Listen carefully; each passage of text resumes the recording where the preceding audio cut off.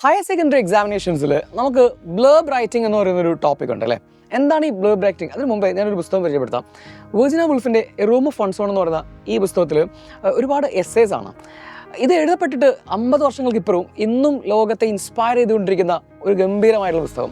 നിങ്ങൾക്ക് നിങ്ങളുടെ സ്കോളാരിറ്റി, നിങ്ങളുടെ ഇംഗ്ലീഷിലുള്ള നോളജ് ആണെങ്കിലും അല്ലെങ്കിൽ നിങ്ങളുടെ തോട്ടൊക്കെ ഒന്ന് ഇമ്പ്രൂവ് ചെയ്യണമെന്ന് ആഗ്രഹിക്കുന്നുണ്ടെങ്കിൽ ഈ പുസ്തകം നിങ്ങളെ വല്ലാതെ സഹായിക്കുന്ന ഒരു അടിപൊളി ഒരു എസ്സേസിൻ്റെ കളക്ഷനാണ് ഈ ഒരു പുസ്തകം.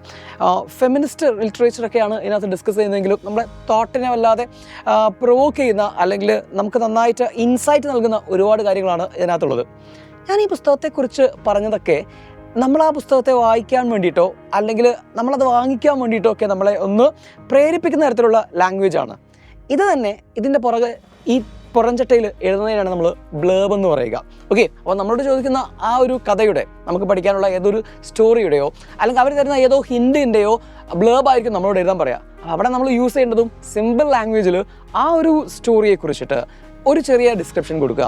അത് പെർസ്വേഡിങ് ലാംഗ്വേജ് ആയിരിക്കണം. ആ പുസ്തകം വാങ്ങിക്കാൻ വേണ്ടിയിട്ട് അവരെ പ്രേരിപ്പിക്കുന്ന തരത്തിലുള്ളതായിരിക്കണം. അവിടെ നമുക്ക് ഓഥറിനെ കുറിച്ച് പറയാം, ഓഥറിൻ്റെ മറ്റു പുസ്തകങ്ങളെക്കുറിച്ച് പറയാം, പബ്ലിക്കേഷൻസിനെ കുറിച്ച് പറയാം, അല്ലെങ്കിൽ ഈ പറയുന്ന പുസ്തകത്തിൻ്റെ സർക്കംസ്റ്റൻസ് അല്ലെങ്കിൽ അവിടെയുള്ള സാഹചര്യങ്ങളെക്കുറിച്ച്, കഥയുടെ ചെറിയ ഭാഗങ്ങളെക്കുറിച്ച് നമുക്ക് ഇൻട്രസ്റ്റിംഗ് ആയിട്ട് തോന്നുന്ന എല്ലാ കാര്യങ്ങളും ഇവിടെ ഡിസ്കസ് ചെയ്യാം. അങ്ങനെ ഒരു 6 മാർക്കിന് എഴുതാനുള്ള ഒരു അടിപൊളി സംഭവമാണ് നമ്മളെ blurb writing. So don't miss it.